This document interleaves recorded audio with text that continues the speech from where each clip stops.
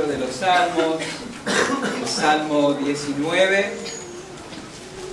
Hemos estado considerando este Salmo durante nuestros domingos en el culto, teniendo en cuenta que septiembre es el mes de la Biblia, y por eso hemos tomado tiempo para considerarlo. A partir del domingo que viene, a partir del Día de la Madre, vamos a estar considerando el capítulo 5 del libro de Daniel. Así que traigan sus Biblias marcadas allí, y vamos a estar hablando de criticar o aprender. Y está relacionado con las madres. Criticar o aprender. Pero hoy vamos a terminar con el Salmo 19. Lo leemos juntos, todos en alta voz. Lo que saben de memoria podemos repasarlo.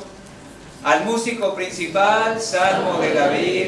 Los cielos cuentan la gloria de Dios y el firmamento anuncia la obra de sus manos.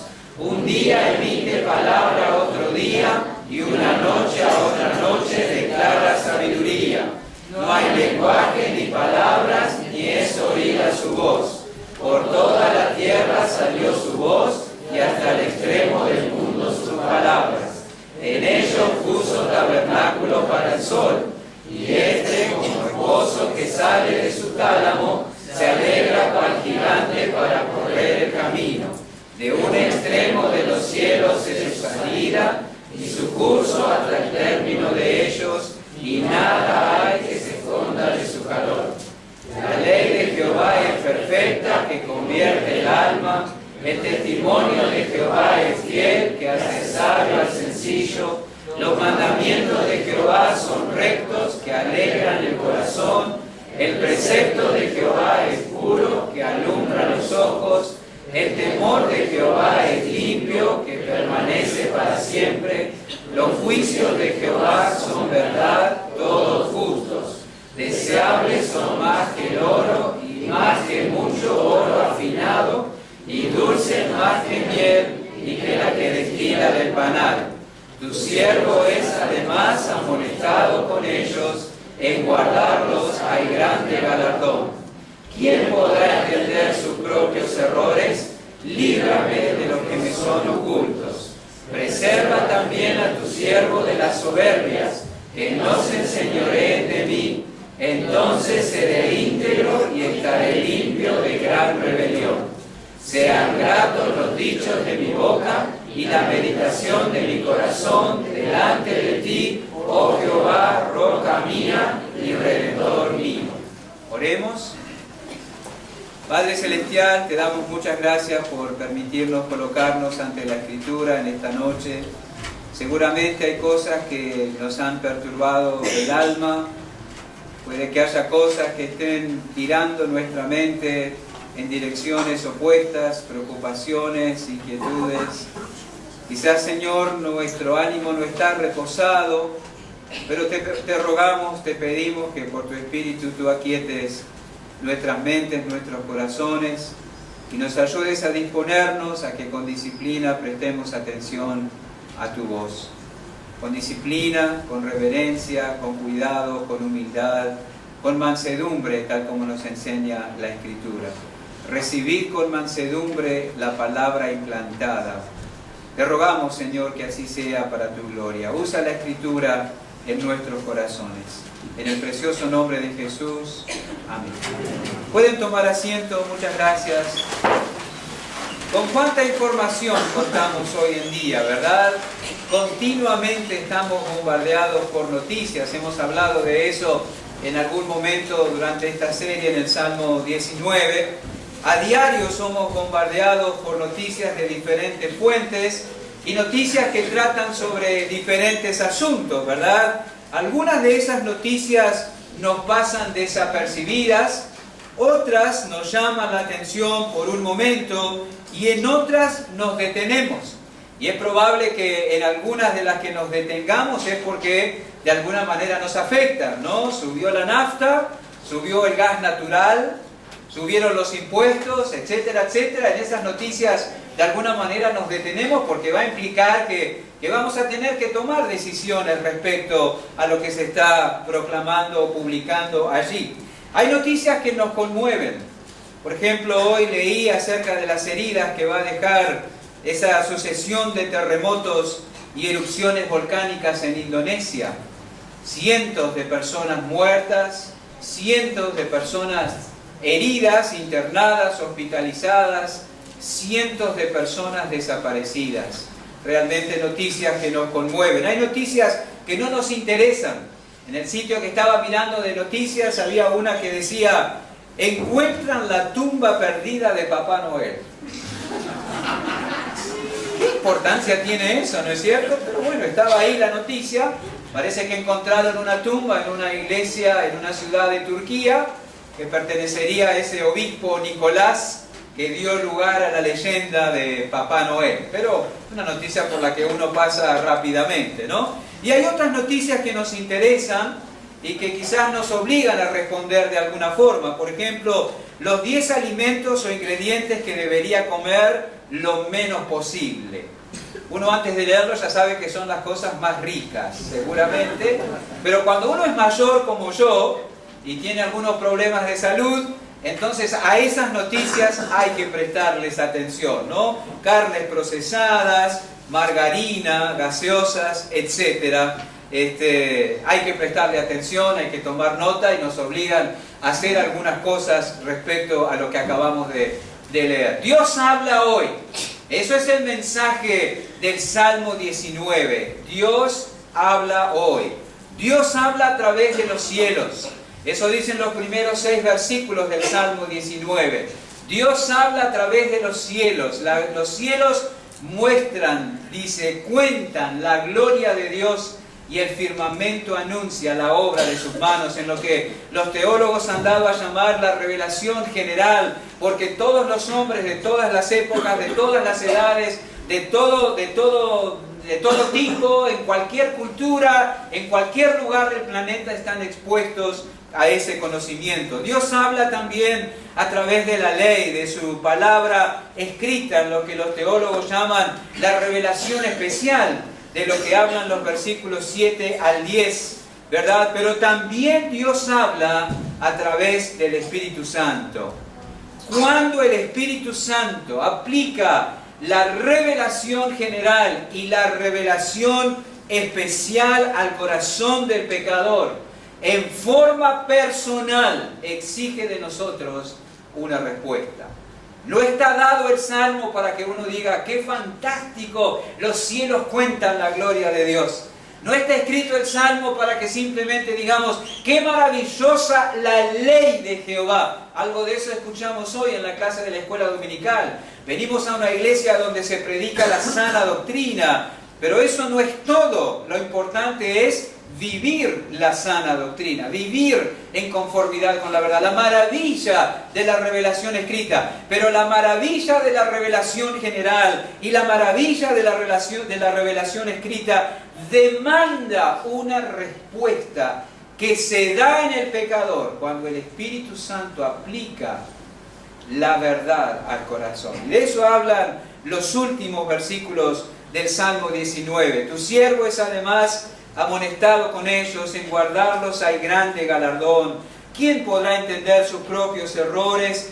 Líbrame de los que me son ocultos. Preserva también a tu siervo de las soberbias, que no se enseñoreen de mí. Entonces seré íntegro y estaré limpio de gran rebelión. Sean gratos los dichos de mi boca y la meditación de mi corazón delante de ti, oh Jehová, roca mía y redentor mío. Aquí está la respuesta del salmista ante la revelación general y la revelación especial. El Espíritu ha aplicado esa revelación al corazón en forma personal, y hay una respuesta de parte del pecador, que es la respuesta que nosotros deberíamos mostrar ante lo que Dios nos dice en la creación y en su palabra. Al ver la gloria de Dios en los cielos, al oír la voz de Dios en la ley, ¿verdad?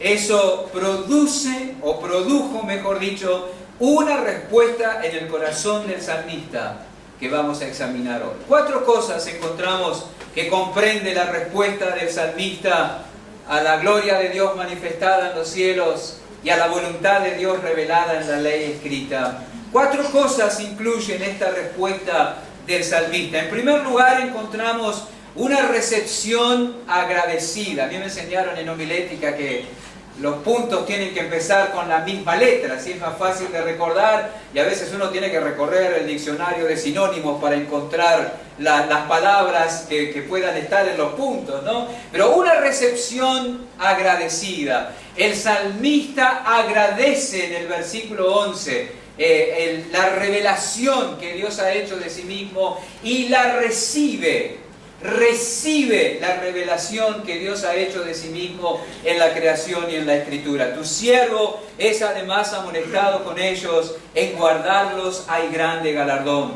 Ahí la expresión con ellos y guardarlos hace referencia a los juicios de Jehová. La idea viene del final del versículo 9. Los juicios de Jehová son verdad, todos justos. Los juicios de Jehová son deseables más que el oro y más que mucho oro afinado. Los juicios de Jehová son dulces más que miel y que la que destila del panal. Tu siervo es además amonestado con ellos, con los juicios de Jehová. En guardar los juicios de Jehová hay grande galardón. El salmista ha tomado una posición ante los juicios de Jehová. Una posición humilde, una posición agradecida ante la revelación que Dios ha hecho de sí mismo en la ley. Y él dice, cuán beneficiado soy, Señor, por contar con esta revelación. Soy amonestado, dice él, y eso trae una profunda y verdadera recompensa y beneficio al alma.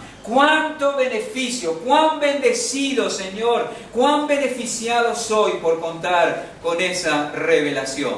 No podemos dejar de considerar y conectar el versículo 11 del Salmo 19 con las palabras de la carta a los Hebreos, capítulo 4, versículo 12, que no tienen que necesariamente buscar, escuchar la lectura y refrescarlo en la memoria, seguramente varios de ustedes, porque la palabra de Dios es viva y eficaz, y más cortante que toda espada de dos filos, y penetra hasta partir el alma y el espíritu, las coyunturas y los tuétanos, y discierne los pensamientos y las intenciones del corazón. La Biblia me habla la verdad, dice el salmista. La palabra me habla la verdad. Soy amonestado con ella. Eso es un gran beneficio para mi alma. La Biblia me desvela la verdadera condición de mi corazón.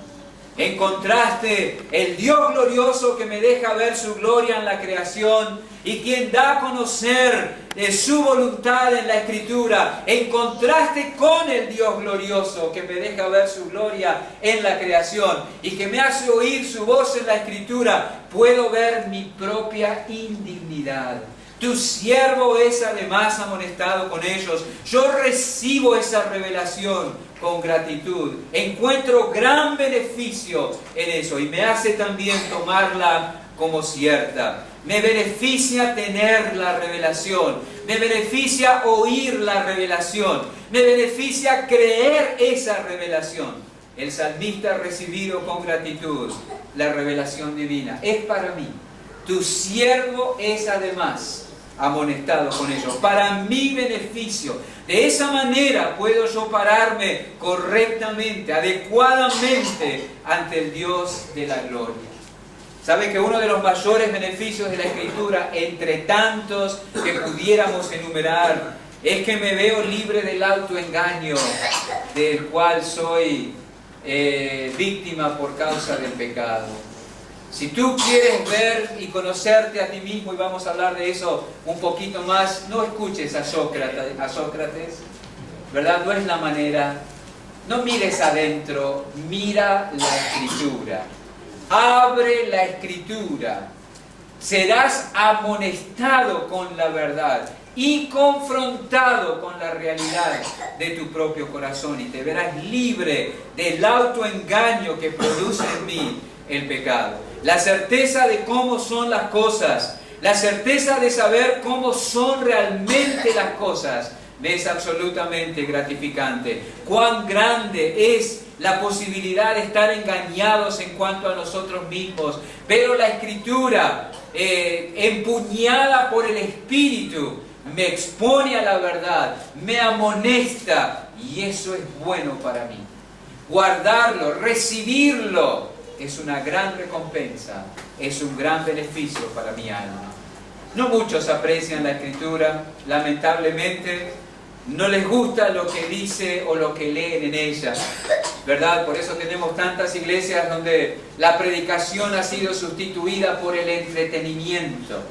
Es mejor que la gente esté entretenida y contenta, que sea confrontada con su pecado e inquietada con su culpabilidad. La Biblia hace eso. A muchos no les gusta lo que leen en ella, no les gusta lo que leen en cuanto a Dios, no les gusta lo que leen en cuanto a ellos mismos, pero lo que en ella leemos es cierto, y cuando la tomamos así, trae gran beneficio. Por eso era que el apóstol Pablo daba gracias refiriéndose a su ministerio en la ciudad de Tesalónica, y él agradecía al Señor por la manera que aquellas personas habían recibido en la predicación. Primera Tesalonicenses 2:13 dice: por lo cual también nosotros, sin cesar, damos gracias a Dios de que cuando recibisteis la palabra de Dios que oísteis de nosotros, la recibisteis no como palabra de hombres, sino según es en verdad la palabra de Dios, la cual actúa en vosotros los creyentes. La misma recepción agradecida que experimentó el salmista y de la que habla el salmista, experimentaron los tesalonicenses cuando Pablo fue a la ciudad y predicó el Evangelio. Tomaron aquella revelación como lo que era la palabra de Dios y se beneficiaron con la obra de la palabra de Dios en sus corazones. Haberlo recibido de esa forma abrió la puerta para la conversión gloriosa que estos tesalonicenses experimentaron y que impactaron a muchos a su alrededor. En la misma carta, el capítulo 1, el versículo 8, dice: partiendo de vosotros ha sido divulgada la palabra del Señor, no solo en Macedonia y Acaya, sino que también en todo lugar vuestra fe en Dios se ha extendido, de modo que no tenemos necesidad de hablar nada, porque ellos mismos cuentan de nosotros la manera en que nos recibisteis y cómo os convertisteis de los ídolos a Dios, para servir al Dios vivo y verdadero y esperar de los cielos a su Hijo, al cual resucitó de los muertos, a Jesús, que nos libra de la ira venidera. ¿Cuánto beneficio trajo al alma de los tesalonicenses? Tomar la palabra como lo que era, tomar aquella revelación como lo que era, la palabra de Dios. Como el salmista: tu siervo es además amonestado con ellos, en guardarlo hay grande galardón. Hay una disposición receptiva en nuestro corazón hacia la Escritura. ¿Preparas tu corazón cuando vas a estar expuesto a la Escritura?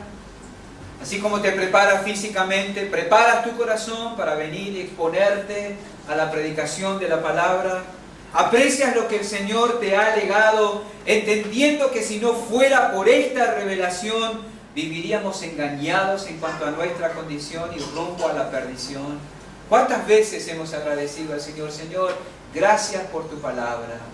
Es por ella que he conocido de mi condición. Es por ella que he conocido de mi condición de pecador perdido. Es por ella que he sabido cómo soy realmente delante de ti. Muchas gracias, Señor. Tu siervo es además amonestado con ellos. En guardarlos hay grande galardón. Pero hay otro elemento que formó parte de la respuesta del salmista ante la revelación. Lo vemos en el versículo 12, volviendo al Salmo 19. ¿Quién podrá entender sus propios errores? Líbrame de los que me son ocultos. Aquí encontramos en segundo lugar un requerimiento humilde. Hay algo que el salmista requiere del Señor a la luz de la revelación que Dios ha hecho de sí mismo en los cielos y en la Escritura. Hay algo que él requiere, que pide, que anhela que el Señor haga por él. ¿Quién podrá entender sus propios errores? Líbrame de los que me son ocultos. David expresa aquí que si bien ha tomado conciencia de algunas de sus faltas, está seguro de que su corazón esconde muchas más. ¿Ha tenido en algún momento la esperanza de decir: bueno, ya no hay nada más para sacar de este pozo de pudredumbre? Ya saqué todo, no hay nada más, ya está todo limpio. Hay gente que cree en una santificación total. ¿verdad? Que ya no hay nada más que sacar, que exponer, que juzgar del corazón en la presencia del Señor. David sabía que eso no era así.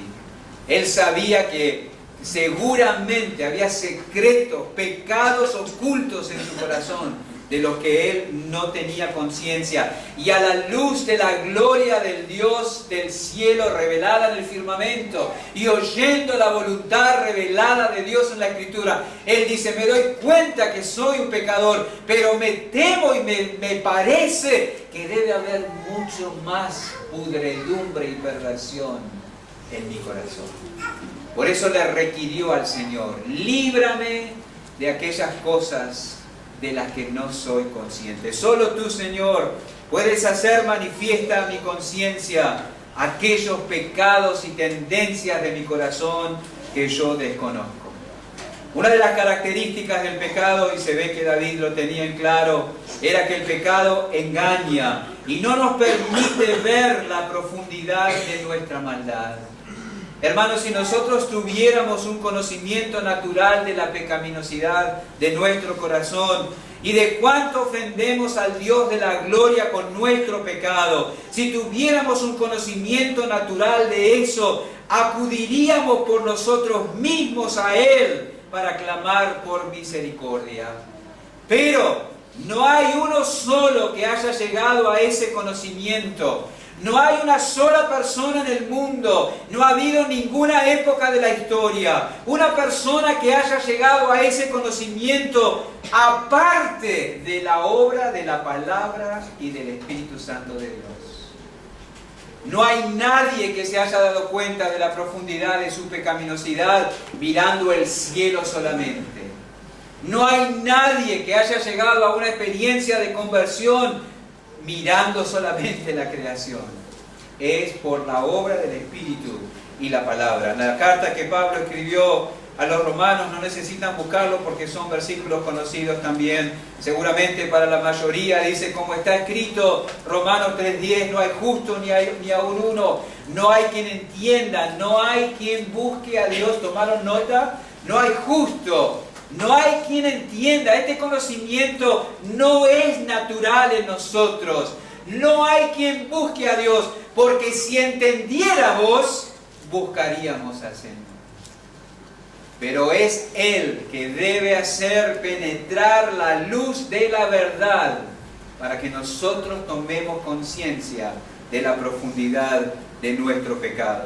Hermanos y amigos queridos, aparte de la proclamación del Evangelio, no hay posibilidad de conocimiento del pecado. No lo hay. Y por supuesto de no cualquier Evangelio, del Evangelio cuando es proclamado comenzando por la página negra del libro sin palabras y no por la página dorada. David dice: Señor, dame un entendimiento profundo de mi maldad. Ese fue el requerimiento de David. Qué diferente la disposición de David a la de tantos, ¿verdad?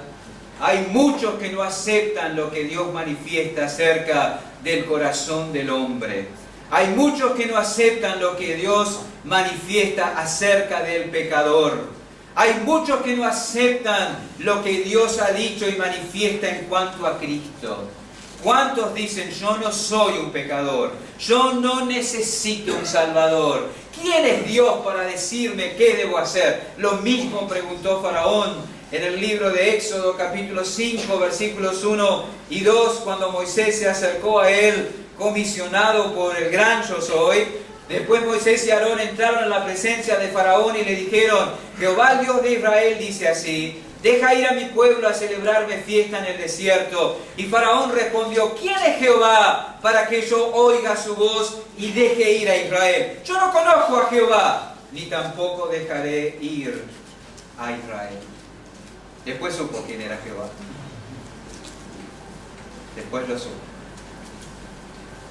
Pero es el Señor que tiene que darnos ese conocimiento. El Dios que ha puesto su gloria en el cielo, que hace conocer su voluntad en su ley. David ha llegado al entendimiento de que el conocimiento que tiene de sí mismo es dudoso. y clama a Dios que le dé un conocimiento correcto, acertado de sí mismo. Para nosotros mismos, por nosotros mismos, jamás podremos llegar a un conocimiento correcto de nuestro corazón. Solo el Espíritu, aplicando la revelación divina al corazón, trae ese entendimiento. Todos necesitamos luz que viene desde afuera, de la Escritura, para conocer los errores que nos son ocultos.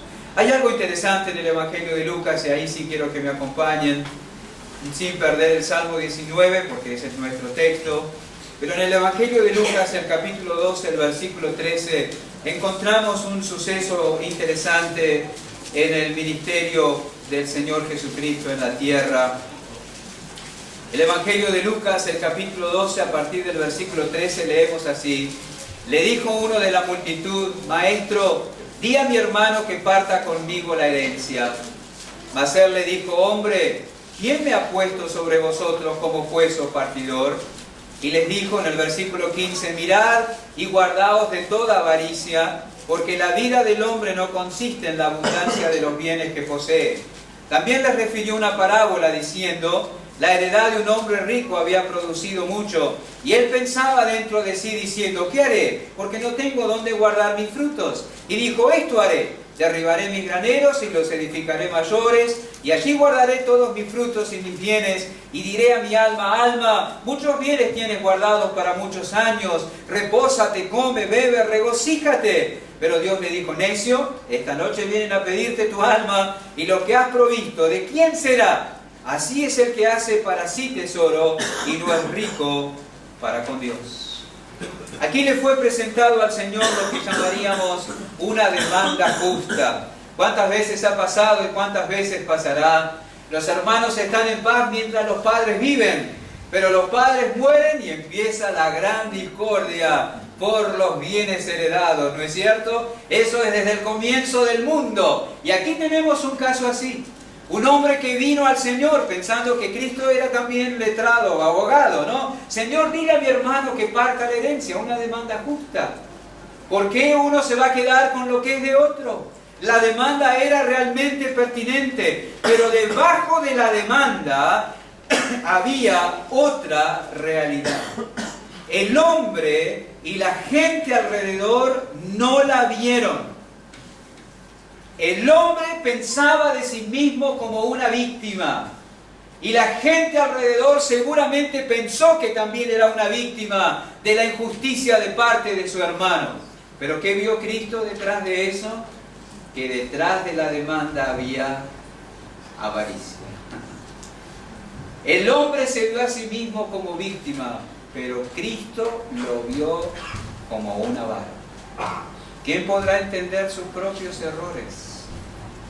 Líbrame de los que me son ocultos. El hombre y nadie alrededor lo vio. Cristo dijo: cuidado, me parece que estás confundido en cuanto a lo que es importante. Andar en amistad con Dios es más importante que disponer de muchos bienes. No te engañes. Este hombre de Lucas capítulo 12 no tenía conciencia de cómo era él en realidad. No tenía conciencia de cuál era el resorte interior que esta situación había activado en su corazón. Pero Jesús sí, y lo puso de manifiesto con la Escritura, con su palabra: mirad, guardaos de toda avaricia. Por esto David vio la necesidad de estar permanentemente monitoreado por Dios y su palabra.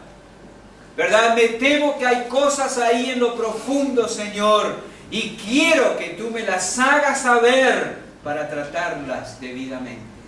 Hermano querido, nosotros nos confundimos con mucha frecuencia y pensamos que lo más importante y lo que hay que tratar de cambiar lo antes posible, son las circunstancias difíciles en las que estamos inmersos, ¿verdad? Queremos salir de tal problema, queremos salir de tal conflicto, queremos salir de tal situación, queremos salir de tal estrechez, queremos salir de tal situación de presión, pero a lo que debes atender, mi querido hermano, es a los resortes internos que esa situación activa. Eso es lo que importa. Eso es lo que interesa. ¿Dónde ponemos la atención cuando enfrentamos dificultad? ¿En la dificultad o en la respuesta que damos frente a ella? ¿Te enojas, te desanimas, te desalientas, te enfureces? ¿Por qué respondes como respondes? Lo importante es la respuesta, no la situación. Te va a permitir conocer tu corazón. Y no dudemos, debemos entender que cada ofensa, que cada conflicto, que cada dificultad, que cada prueba, que cada decepción, que cada tentación está diseñada, ¿para qué? Para que tengamos luz sobre lo que hay en nuestro corazón. Eso es. Y así podemos nosotros juzgar y tratar en la presencia de Dios nuestro pecado. Hermanos, el cristiano está muerto al pecado, pero el pecado no está muerto en el cristiano. No lo está. Y pugnará por seducirnos y llevarnos a obedecerlo. Y nosotros debemos conocer los matices que el pecado presenta en nosotros y estar alertos. Ese es el primer paso para crecer en santidad. Darnos cuenta de que el pecado está allí y que puede engañarnos.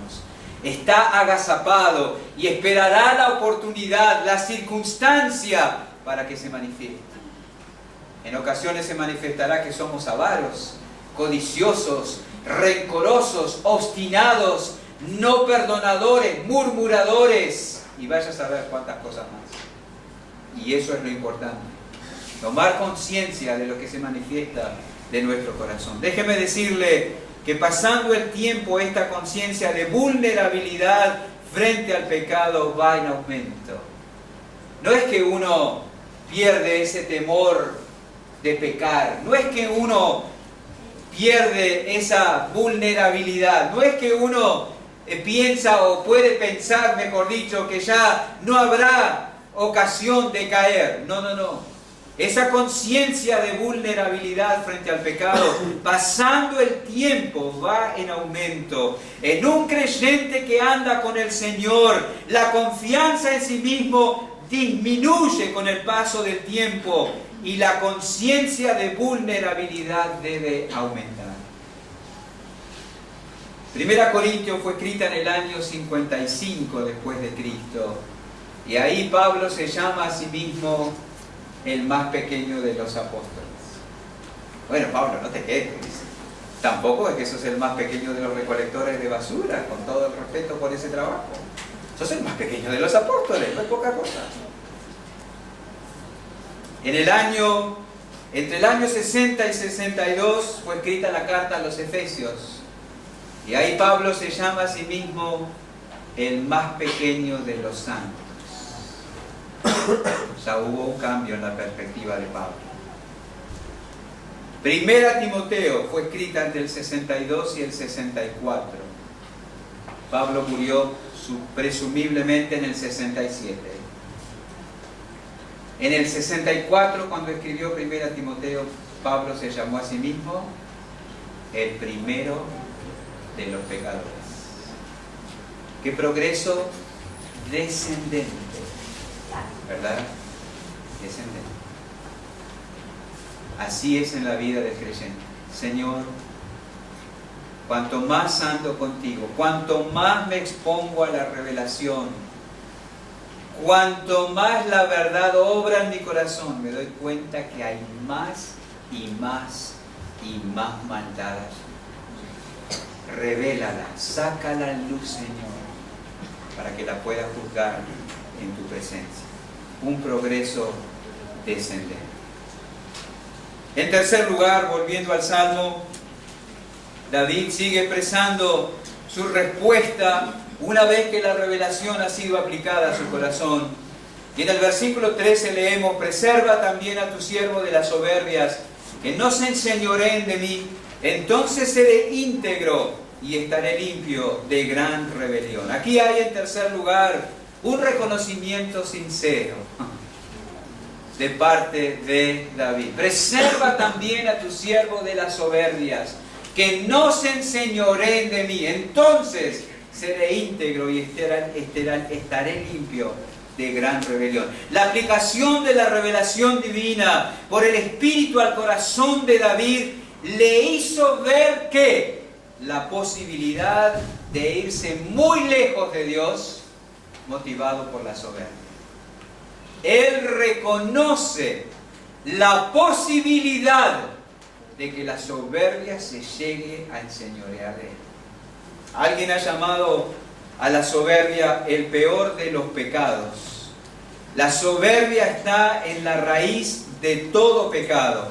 Y si tuviéramos que definir la soberbia, diríamos que es el deseo natural del corazón de levantarnos como nuestro propio Dios. A eso David llama gran rebelión.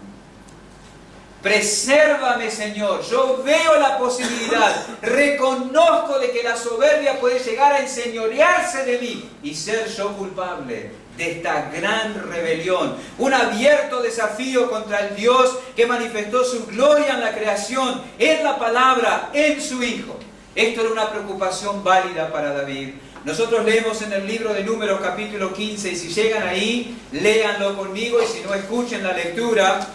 En el libro de Números capítulo 15, versículos 30 y 31, encontramos por qué este pecado y esta posibilidad era tan preocupante para David. Allí dice: mas la persona que hiciere algo con soberbia, así el natural como el extranjero, ultraja a Jehová. Esa persona será cortada del medio de su pueblo, por cuanto tuvo en poco la palabra de Jehová, menospreció su mandamiento, enteramente será cortada esa persona, su iniquidad caerá sobre ella. La soberbia era considerada muy grave en la ley. No había sacrificio posible para aquella disposición.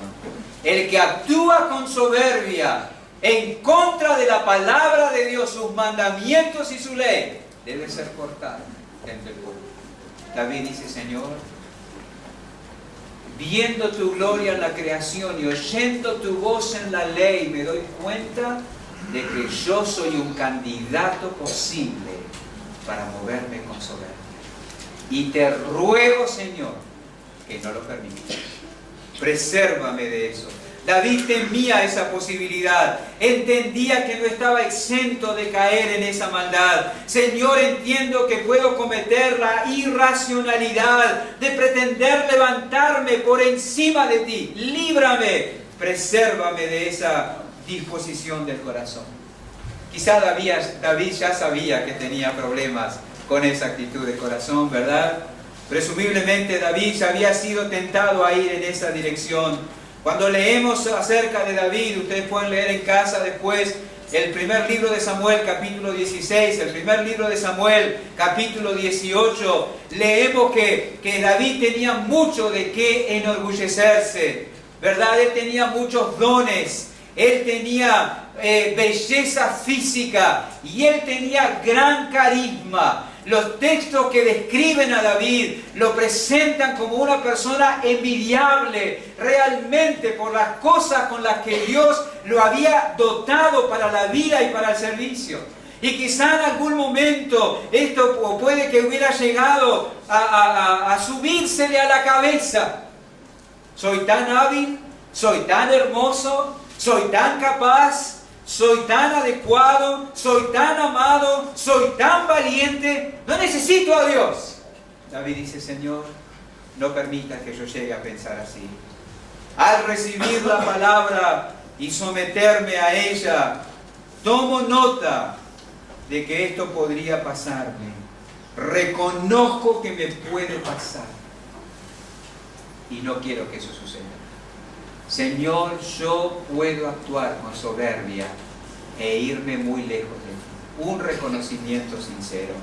Hay personas que creen que están más allá de algunas cosas. Les voy a contar un secreto. Las veremos caer.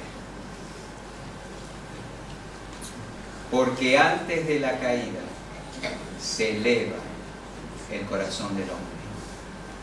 Se eleva el corazón del hombre. Hay personas que piensan que jamás van a cometer tal o cual pecado. Por eso se lanzan como aves de rapiña contra los que cometen ciertos pecados, porque se atreven a pensar que ellos nunca lo van a hacer. Olvidando lo que dice Gálatas 6:1, si alguno de vosotros fuere sorprendido en alguna falta, vosotros que sois espirituales, restauradle con espíritu de mansedumbre, considerándote a ti mismo, no sea que tú también seas tentado. Ahí tenemos a Pedro, ante la advertencia de Cristo, retrocedió ofendido. ¿Le ha pasado a usted? Usted se ha acercado a su hijo, a su esposa, a su esposo, a su hermano, a un hermano en la fe, y dice, mira, con todo mi cariño y con temor y temblor, quiero decirte que tengas cuidado, porque vos sabés que me parece que en tu carácter, Pero ¿cómo te atreves a decir eso? ¿Y cómo te atreves a pensar que yo soy capaz de tal cosa? ¿Y cómo te atreves a acusarme de semejante posibilidad? Cosas peores que esas harás si tienes esa disposición del corazón. David tenía temor de llegar a estar controlado por la soberbia. Pablo corría ese riesgo, según leemos en la segunda carta a los Corintios, el capítulo 12, y Dios permitió que un mensajero de Satanás lo molestara para mantenerlo humilde. ¡Uy! Bienvenidos los mensajeros de Satanás para preservarnos de la soberbia. La soberbia fue el primer pecado que se verificó en el universo, y el culpable, Satanás. Él no estaba conforme con el lugar que le había dado Dios. Se miró a sí mismo y dijo, guay chicos, yo tengo que estar más arriba. Ahí donde está Dios, ahí debería estar yo. Eso dice Isaías 14 y Ezequiel 28, revelando el corazón de Satanás. Merezco estar más arriba. Quiero subir. ¿Qué diferencia con el Hijo de Dios? Que siendo igual a Dios, no estimó el ser igual a Dios como cosa que aferrarse, sino que se anonadó, esa es la palabra, se anonadó a sí mismo tomando forma de hombre, y estando en la condición de hombre, se humilló a sí mismo tomando forma de siervo, para alcanzarnos a ti y a mí con la salvación. Ahora escuchen, hermanos, cuando leemos en el Salmo 19, preserva también a tu siervo de las soberbias, que no se enseñoreen de mí, entonces seré íntegro y estaré limpio de gran rebelión. En cierta manera y con la comprensión que nos da vivir de este lado de la cruz, David, a la luz de lo que vio en el cielo y oyó en la ley, quería ser como Cristo. Y esa es la respuesta del corazón humilde y arrepentido ante la revelación divina. Señor, hazme como tu Hijo, hazme como Él.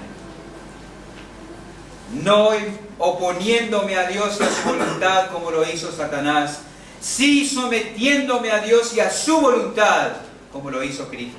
David anhelaba ser controlado por el sentir que hubo también en Cristo Jesús. La revelación de Dios en la creación y en la ley aplicada a Él por el Espíritu llegó a David a ese anhelo. Oh Dios, solo tú mereces ser honrado, adorado, amado, obedecido, servido. Presérvame de la soberbia. Reconozco que puedo llegar a estar controlado por ella. Maravillosa la respuesta.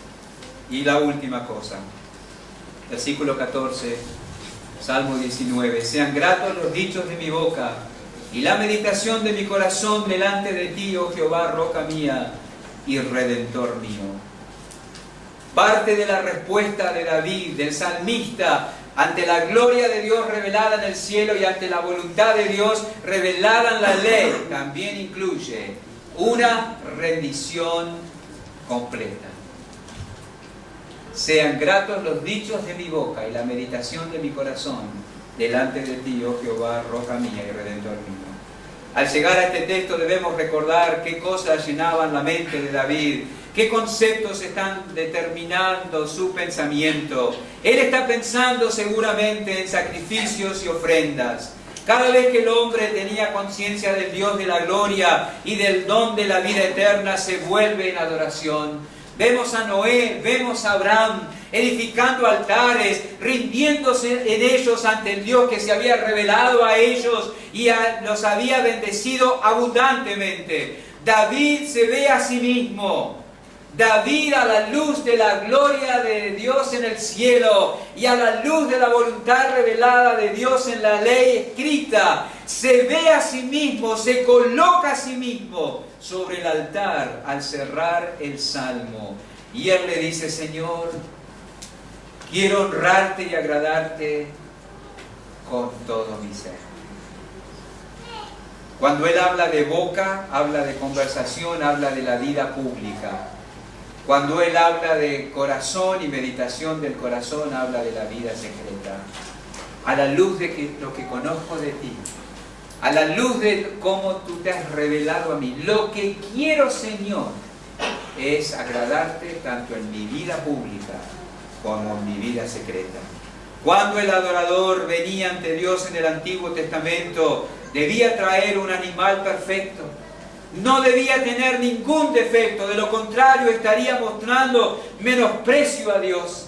Traer un animal defectuoso era una gran afrenta en el rostro de Dios. El Hijo honra al Padre y el siervo a su Señor. Si pues soy yo Padre, ¿dónde está mi honra? Y si soy Señor, ¿dónde está mi temor? Dice Jehová de los ejércitos, a vosotros, oh sacerdotes, que menospreciáis mi nombre. Y decís: ¿en qué hemos menospreciado tu nombre? En que ofrecéis sobre mi altar pan inmundo. Y dijisteis: ¿en qué te hemos deshonrado? En que pensáis que la mesa de Jehová es despreciable. Y cuando ofrecéis el animal ciego para el sacrificio, ¿no es malo? Asimismo, cuando ofrecéis el cojo o el enfermo, ¿no es malo? Preséntalo pues a tu príncipe. ¿Acaso se agradará de ti o le será acepto? Dice Jehová de los ejércitos, y eso Malaquías 1, 6 al 9. ¿Será agradable a tu príncipe que le presentes lo peor de lo que tienes?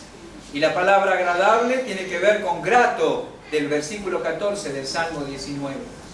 David dice: yo quiero presentarme yo mismo todo a ti, un sacrificio absoluto, completo, una rendición total, en respuesta a lo que hablas en la creación y en la Escritura.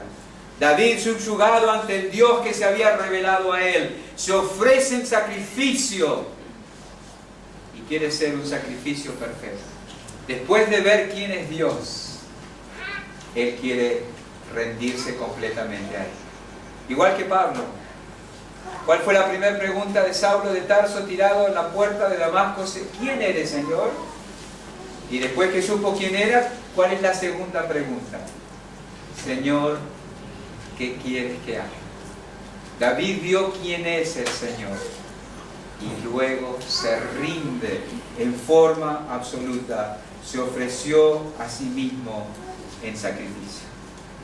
Hemos ido al Señor como sacrificio, vivimos diariamente en ese espíritu, a la luz de las misericordias de Dios, a la luz del rescate pagado a mi favor, me rindo completamente a ti. Todo lo que tengo y soy tuyo, Señor, es tuyo.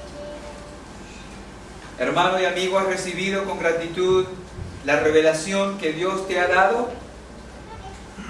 ¿Has respondido a Dios o has requerido a Dios que te haga saber cómo es verdaderamente tu corazón?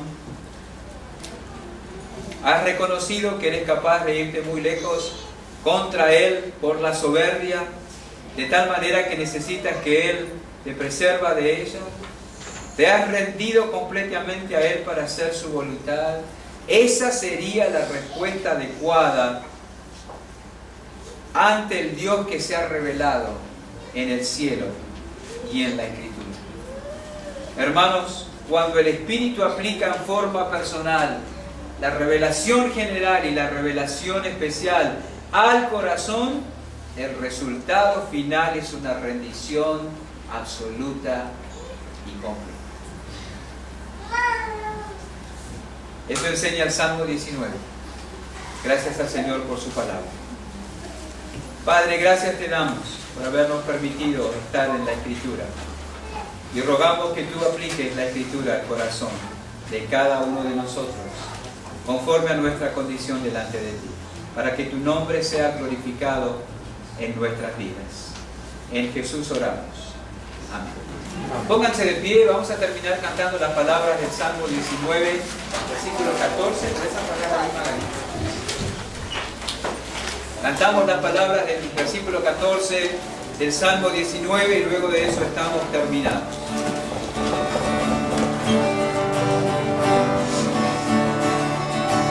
Que los dichos de mi boca y la meditación de mi corazón sean gratos delante de ti, oh Señor. Que los dichos de mi boca y la meditación de mi corazón sean gratos delante de ti, oh Señor. Oh Señor, oh Señor, oh Señor.